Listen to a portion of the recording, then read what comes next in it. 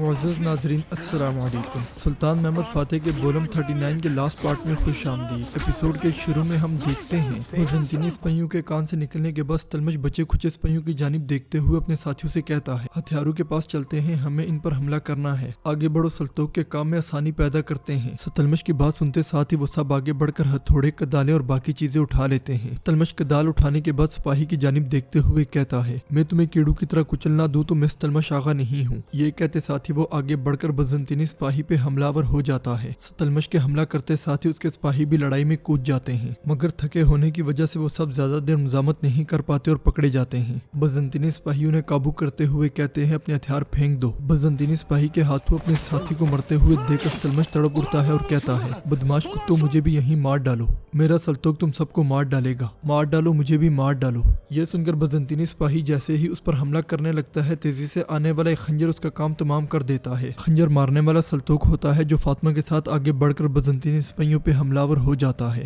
موقع ملتے ہی ستلمش اور اس کے ساتھی بھی کھڑے ہو کر لڑائی میں کود پڑتے ہیں۔ فاطمہ بھی بہادری کے ساتھ بزنطینیوں کا مقابلہ کر رہی ہوتی ہے، جبکہ سلطوق کی تلوار جس جانب بھی حرکت کرتی ہے بزنطینیوں کی لاشوں کے انبار لگتے ہی چلے جاتے ہیں۔ ادھر کوکو کا بیری بیڑا دھند کی آڑ میں آہستہ آہستہ آگے بڑھتا ہی چلا جاتا ہے اور کوکو کے حکم پر جہاز میں موجود تمام مشعلیں بجھا دی جاتی ہیں۔ کوکو کہتا ہے، جلدی یہ اندھیرا عثمانی بیری بیڑے جلا کر ختم کرے گا، سپاہیوں تیار ہو جاؤ۔ بہادر بے کشتی میں سپاہیوں کو لیے ہوئے پیچھے سے آگے بڑھ رہے ہوتے ہیں اور کہتے ہیں، کفار کو اپنی ہی آگ میں راکھ کرنے کا وقت ہے، سپاہیوں تیار ہو جاؤ۔ حکم ملتے ہی سپاہی تیار ہو جاتے ہیں۔ اگلے ہی لمحے پورے کے پورے عثمانی بیڑے میں ایک دم سے مشعلیں جل اٹھتی ہیں، جس کی وجہ سے سارا سمندر روشن ہو جاتا ہے۔ یہ دیکھ کر کوکو کہتا ہے، حملہ کرو، حملہ کرو، ان سب کو جلا دو۔ حکم ملتے ہی بزنطینی سپاہی یونانی آگ کا استعمال شروع کر دیتے ہیں، مگر وہ صرف اڑتی ہوئی ہی دکھائی دیتی ہے۔ اسی لمحے بہادر بے کے سپاہی رسیاں ڈال کر خاموشی سے جہاز پہ چڑھنا شروع کر دیتے ہیں۔ اگلے ہی لمحے ساری کی ساری مشعلیں بجھا دی جاتی ہیں اور کوکو ادھر ادھر عثمانی بیڑے کو تلاش کرتے ہوئے کہتا ہے، وہ کہاں ہیں، وہ کہاں ہیں؟ اس پر سپاہی کہتا ہے، جناب ان کی کشتیاں چھوٹی اور بہت تیز ہیں۔ کوکو ادھر ادھر دیکھتے ہوئے تیر اندازوں سے کہتا ہے، فوراً تیار ہو جاؤ تیر اندازوں۔ لیکن اس سے پہلے کہ اس کی تیر انداز تیر برساتے پیچھے سے آنے والے تیر ان کا کام تمام کر دیتے ہیں۔ یہ منظر دیکھ کر کوکو پلٹتے ہوئے کہتا ہے، لعنت ہو، ان سب کو مار ڈالو۔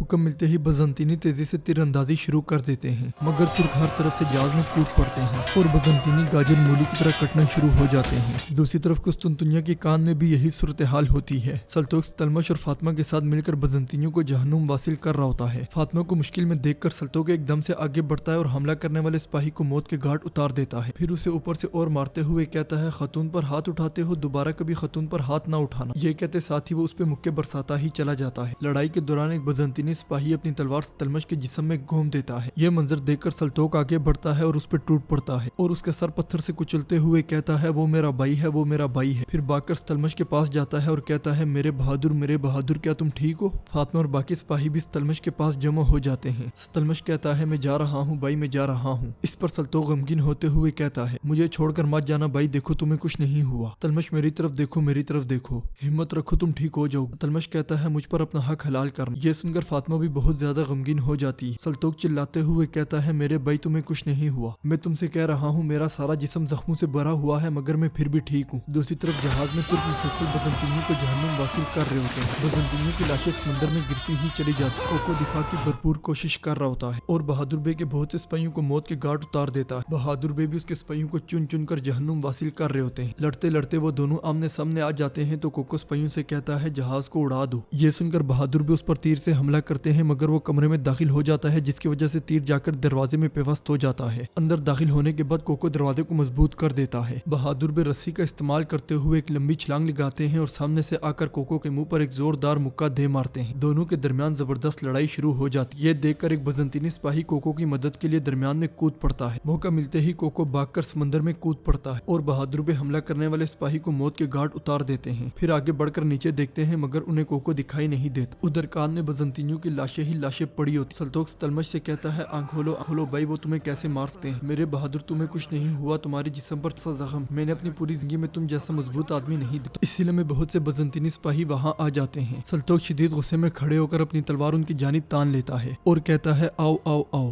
ادھر کوکو بھی سمندر میں تیرتا ہوا کنارے پہ جا پہنچتا ہے، مگر کنارے پر پہنچتے ساتھ ہی وہ جیسے ہی پیچھے مڑتا ہے، اسے وہاں بالی سب ٹکر جاتے ہیں۔ بالی سب کہتے ہیں، اے گھٹیا نسل کتے۔ یہ کہتے ساتھ ہی وہ اس کے منہ پر ایک زوردار لات دے مارتے ہیں۔ دوسری طرف قسطنطنیہ میں ایک سپاہی سلطوق سے کہتا ہے، ہم تمہاری तुम्हारी जान लेने नहीं आए, अपनी तलवार नीचे रखो। सल्तोक कहता है तुमने मेरे भाई का खून बहाया है, ये तलवार तुम्हारे सरों पर गिरेगी। ये कहकर वो जैसे ही हमला करने लगता है वहाँ आने वाला नौतरस कहता है रुक जाओ। फिर फातिमा की जानिब देखते हुए कहता है डरने की जरूरत नहीं है फातिमा। नौतरस के मुंह से अपना असली नाम सुनकर फातिमा की आंखें खुली की खुली रह जाती हैं। नौतरस कहता है मैं पहले ही तुम्हारे बारे में सब कुछ जानता हूँ। फातिमा गुस्से से पूछती है तुम मेरा नाम कैसे जानते हो? जवाबन नौतरस कहता है मैं सब कुछ जानता हूँ। अब तुम मेहमद के पास जाओ और उसे मेरा सलाम कहना। मेहमद से कहना कि ये शहर उसकी खिदमत में आने का मुंतजिर है। नौतरस की बात सुनकर सल्तोक और उसके साथी हैरानगी से एक दूसरे की जानिब देखने लग जाते हैं। नौतरस मजीद कहता है तुम लोग अपने जख्मियों को भी लेकर जा सकते हो, मेरे आदमी तुम्हें शहर से बाहर ले जाएंगे। मेहमद से कहना कि मेरी बेटी का ख्याल रख। ये कहते साथी नौतरस वहाँ से चला जाता है। उधर समंदर के किनारे हसन बालीबे को पुरस्कून करते हुए कोको से कहता है मेरी तरफ देखो, अगर तुम मरना नहीं चाहते तो बोलो। सल्तोक आगा कहाँ है? तलमश आगा कहाँ है? इस पर कोको कहता है मैं उनको नहीं जानता जिनके बारे में तुम बात कर रहे हो, लेकिन वो तुम्हारे तमाम कैदियों के सर काट देंगे। ये सुनते ही बालीबे उसे दबोचते हुए कहते हैं सल्तोक की जान लेने की जो भी कोशिश करेगा मैं उसको तबाह कर दूंगा। कोको कहता है तुम सब भी उनकी तरह मरोगे। ये सुनते ही बालीबे उस पर टूट पड़ते हैं और मार मार कर उसका हुलिया बिगाड़ देते हैं। हसन और मुस्तफा बमुश्किल बाली सबको पीछे करते हैं। हसन कहता है हमें इसे सुल्तान के पास लेकर जाना चाहिए जनाब। दूसरी तरफ कुस्तुनतुनिया में शहंशाह परेशानी के आलम में इधर उधर टहलते हुए कहता है उसने हर चीज का हिसाब लगाया, हर चीज का। हम कहाँ से हमला करेंगे, कैसे हमला करेंगे? जवाबन प्लीतानो कहता है वो सब कुछ जानता था, वो सब कुछ जानता था। शहंशाह चिल्लाते हुए कहता है वो कैसे जानता था प्लीतानो, कैसे? वो मेहमद कोई ज़हीन फतीन किस्मत का हाल जानने वाला या कोई जादूगर है? मेहमद को कैसे पता चला? क्या हमने हर काम मुकम्मल रसदारी से नहीं किया था? मैं गद्दार हूँ क्या? शहंशाह की बात सुनकर प्लीतानो कहता है वो जानता था जनाब, वो जानता था। शहंशाह कहता है वो नहीं जान सकता, वो नहीं जान सकता, वो सिर्फ एक मामूली कमांडर है, इससे ज्यादा कुछ नहीं। इस पर प्लीतानो कहता है जनाब अली अगर उसे सब कुछ मालूम ना होता तो वो ये तमाम एहतियाती तदबीर इख्तियार ना करता। शहंशाह गुस्से से कहता है प्लीतानो तुम्हारे सारे मंसूबे गलत हैं, सारे नताइज तुम्हारे तमाम मंसूबे खराब हैं, हमेशा तुम्हारे पास हर चीज का बहाना होता है। शहंशाह की बात सुनकर प्लीतानो कुछ कहने लगता है तो शहंशाह कहता है मेरी बात मत काटो। शहंशाह की हालत देखकर उरहान और प्लीतानो बहुत परेशान हो जाते हैं। शहंशाह मजीद कहता है जिन लोगों को तुमने लाने पर इसरार किया उन्होंने चीजों को पेचीदा करने के सिवा कुछ नहीं किया। प्लीतानो तुम कोई काम नहीं कर, मैं तुम पर भरोसे की वजह से हार गया। बहुत हुआ प्लीतानो, बस बहुत हुआ। ये कहते साथ ही शहंशाह तख्त पर बैठ जाता, फिर कहता है मैं चाहता हूँ कि मैं अकेला रहूँ, यहाँ से चले जाओ। शहंशाह की बातें सुनकर प्लीतानो गमगीन होते हुए वहाँ से चला जाता है। उधर खलीज की जानिब देखते हुए सुल्तान जंदारली से पूछते हैं लाला आपको अंदर से खाने वाली और परेशानी में मुब्तला करने वाली चीज क्या है? जंदारली कहता है सुल्तान वल्लाह इतना दिमाग लड़ा कर दिन रात की परवाह किए बगैर बैरी बेड़ू जैसे जिंदगी मौत के मामले में आपका नौतरस पे भरोसा करना हैरान कुन है। सुल्तान कहते हैं कुछ अरसा पहले ये जगह बर्फ से ढकी हुई थी है ना, लेकिन जब सूरज निकला तो वो बर्दाश्त ना कर सके। सूरज निकला तो बर्फ पिघल गई। हमारा इरादा भी सूरज जैसा है, हमारे इरादे के सामने कोई भी ताकत नहीं ठहर सकती। नौतरस इस तरह की अजीम ताकत के सामने सर तस्लीम खम करेगा, ये आप भी जानते हैं और मैं भी जानता हूँ। सुल्तान की बात सुनकर जंदारली कहता है मैं समझ गया हूँ मेरे सुल्तान, आप कह रहे हैं कि नौतरस कुस्तुनतुनिया के फतह हो जाने के बारे में समझ गया है, वो पत्थरों की दीवारों के नीचे दबने के बजाय नया दरवाजा खोलने की कोशिश कर रहा है। जवाबन सुल्तान कहते हैं ऐसा ही है, ऐसा ही है। ये खुलने वाला दरवाजा तुर्कों के लिए एक नए दौर का आगाज साबित होने वाला है। इसी लम्हे वहाँ आकर हसन कहता है सुल्तान बाली साहब ने कोको को तहस नहस करके कैद कर लिया है, वो उसे मरकजी खेमे ले जा रहे हैं। खबर सुनकर सुल्तान कहते हैं चलो हम भी चलते हैं। अगले मंजर में हम देखते हैं कि कोको घुटनों के बल सुल्तान के सामने मौजूद होता है। सुल्तान कहते हैं हिम्मत किसी भी शख्स के लिए बहुत जरूरी है, आगे की जानिब उठने वाला हर कदम एक बहादुराना इकदाम, लेकिन अगर हिम्मत बेवकूफी से आरास्ता हो तो इंजाम ऐसा होता है। फिर आगे बढ़कर कोको से कहते हैं क्या तुमने कभी नहीं सोचा कि जिस हमले की तुमने जुर्रत की ये तुम्हारे लिए बड़ी मुसीबत का पेश खेमा बन सकता है? जिस चंगारी से तुमने मेरा बेड़ा जलाने की कोशिश की वो तुम्हें ही जला देगा, क्या तुमने इस बारे में बिल्कुल नहीं सोचा? जवाबन कोको कहता है तुम्हारा बेड़ा इस बार के लिए हमारे हाथ से बच गया, लेकिन अगली बार सिर्फ तुम नहीं बल्कि तुम्हारे जेरे हुक्म रहने वाली तमाम जमीनें जल जाएंगी। फिर वो सुल्तान की जानिब बढ़ने की कोशिश करते हुए कहता है मुझे मार डालो, मुझे मार डालो।